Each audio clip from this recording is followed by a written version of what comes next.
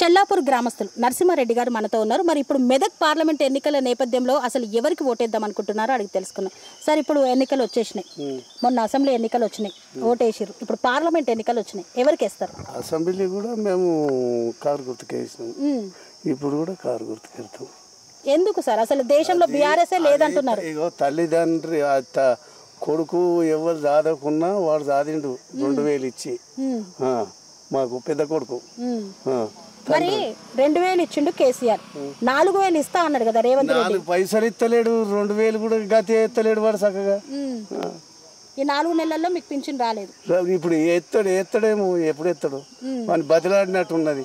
మనది కేలేదు, మహబూబ్ నగర్ అటు వేసిన అమ్మ అటు వరంగల్ గిట్ట కానీ మనది కేలే. ఓకే, ఎందుకని మరి మీదికి ఎందుకు వేయలేదు అనుకుంటున్నాను? వాడు కాంగ్రెస్ కేలేదు, ఇండియనే వేసారు, కారు గుర్తుకు వేసారు మా దిక్కు. సో మరి కేసీఆర్ అంటే ఎందుకు మీకు అంత అభిమానం? అభిమానం అంటే మా సరద గ్రామం, ఆయన ఎరుకున్నాడు. సో మరి ఇంతకు ముందు మీరు వ్యవసాయమే చేశారు, ఇప్పుడు వ్యవసాయమే చేస్తారు. ఫస్ట్ పడ్డ కష్టానికి ఇప్పుడున్న దానికి ఏమన్నా ఉందా? వాడు 4,000 5,000 రైతు బంధు ఇచ్చింది. చంద్రశేఖర్ 10,000 ఇచ్చిండు. ఆ వీరితో సరిపెట్టుకున్నాం, సాగుకారు లేడు, ఎవరు లేరు, ఆ వీరితో సరిపెట్టుకున్నాం. ఇప్పుడు వీడు ఇస్తా అంటాడు, వీడు ఇచ్చులేదు, ఇచ్చులేదు, ఇయ్యలేదు అంటారు. ఇయ్యలేదు. మరి ఆడోళ్ళకి ఉచిత బస్సు పెట్టిండే కదా, తప్పది. ఉచిత బస్సు అది ఉచితం, అది పద్ధతి కాదు. నేను హైదరాబాద్ పోవాలంటే నిలబడే పోయినాను, మేడ్చల్ దాకా నిలబడే పోయినాను. సీట్లు దొరకలేదు, సీట్లు దొరకలేదు. మరి జీరో బిల్లులు ఇస్తా అంటుండే కదా ఇంటింటికి, కరెంటు బిల్లు కట్టొద్దు, మీరు ఎవరు కట్టొద్దు. గది అయితే వస్తుంది, 2 నెలల నుంచి వచ్చినాయి. అయితే కట్టలేదు, మళ్ళీ ఎక్కువ కాలితే కట్టాలి, ఎక్కువ కాలితే కట్టాలి. ఓకే, మళ్ళీ మొత్తం బిల్లు కట్టాలంటారు. కట్టాలి. మరి ఇప్పుడు ఎవరికి వేస్తారు? వెంకటరామరెడ్డికి. అసలు వెంకటరామరెడ్డి ఇక్కడ ఏం చేయలే, రఘునందన్ రావే మస్తు చేసిండు అభివృద్ధి.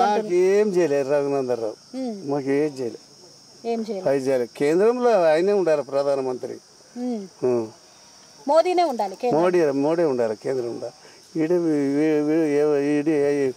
ఎంపీ గెలవాలి. మరి కేంద్రంలో మోదీ ఉండాలంటే ఈడ కేసీఆర్ కేస్తే ఆడ మోదీ ఎట్లా వస్తాడు? అది ఎన్ని సీట్లు వస్తే శుద్ధ ఏర్పడుతుంది. ఓకే, సీట్లను బట్టి అంటారు. మరి ఇక్కడ కూడా మోదీకి వేయొచ్చు కదా? వేయచ్చు, కానీ ఇష్టం కాదు మాకు. ఇష్టం లేదు, మాకు ఇష్టం లేదు. మీకు కేసీఆర్ అంటేనే ఇష్టం. ఇష్టం ఎందుకు మరి కేసీఆర్ అంటే మీకు ఎందుకు, అసలు ఎందుకు అంత ఇష్టం చెప్పు? మాతో చదువుకున్నాడు, మాతో ఉన్నాడు. ఏ క్లాస్ వరకు చదువుకున్నాడు? నేను 6th ఉంటే ఆయన 8th ఉన్నాడు. 6th లో నువ్వు ఉంటే 8th లో ఆయన ఉన్నాడు. క్లాస్మేట్స్ అంటే ఇక సీనియర్ మీరు. ఇగో ఆయన మా లెక్కనే బట్టలు గిట్టలు ఏవి లేకుండే, ఒకటే లాగు ఒకటే అంగి, ఆయన ఉతుకుంటా తొడుకుంటాం. మేము ఒకటే అంగి ఒకటే లాగా అప్పుడు చదువుకున్నప్పుడు, బాగా చదువుకున్నప్పుడు. మంచిగా మాతో మాట్లాడు, అది చేసు. మా దగ్గరికి వచ్చు, మేము గట్క తింటే గట్క కూడా తిన్నాను మాతో. మరి అట్లా చదువుకున్న ఆయన ఒక్కటే లాగు ఒక్కటే అంగితోటి కష్టపడి చదువుకొని ఒక రాష్ట్రానికి ముఖ్యమంత్రి అయి 10 ఏళ్ళు పరిపాలించిండు. అసలు రాదనుకున్న తెలంగాణను సాధించిండు కదా, మీకు ఏమనిపిస్తుంది ఆయన చూస్తే? ఆయన చూస్తే మంచిగా అనిపిస్తుంది. తెలంగాణ పచ్చని భూములన్నీ నీళ్ళు ఎట్లా వస్తున్నాయి, కాలువలో పుంట పంటలు, భూమిలోనికి పంటలు మంచిగా పండుతున్నాయి. నీళ్ళు ఇస్తుండే ఇప్పటికి, ఇంటింటికి నల్లాలు వచ్చినాయి. ఇంటింటికి నల్లాలు. సో ఒకప్పుడు బిందెలు పట్టుకొని బిందెలు పట్టుకొని బాయిల కాడికి ఎత్తుకొచ్చినాం మేము మొగోళ్ళం కూడా. ఇప్పుడు ఇంటింటికి నల్లాలే. బిందెలు పట్టుకోవాల్సిన బిందెలు పట్టుకునే అవసరమే లేదు, ఏం లేదు. ఆయన డౌటే లేదు ఆయన గురించి.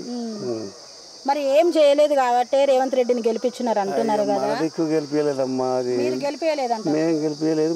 మీరు ఎప్పుడు కేసీఆర్ దిక్కే.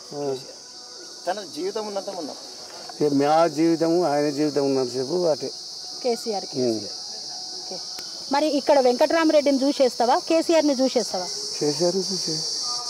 వెంకటరామరెడ్డితో సంబంధం లేదు. వెంకటరామరెడ్డి ఆయన నిలబెట్టిండు కాబట్టి నిలబెట్టిండు కానీ వేసినాం. మొన్న రామలింగారెడ్డి భార్య నిలబడ్డది, వేసినాము, గెలవలేదు. రఘునందరావు గెలిచిండు, 3 ఏళ్ళు చేసిండు. ఏం చేసిండు? పైసా పని చేయలేదు, ఏం చేయలేదు.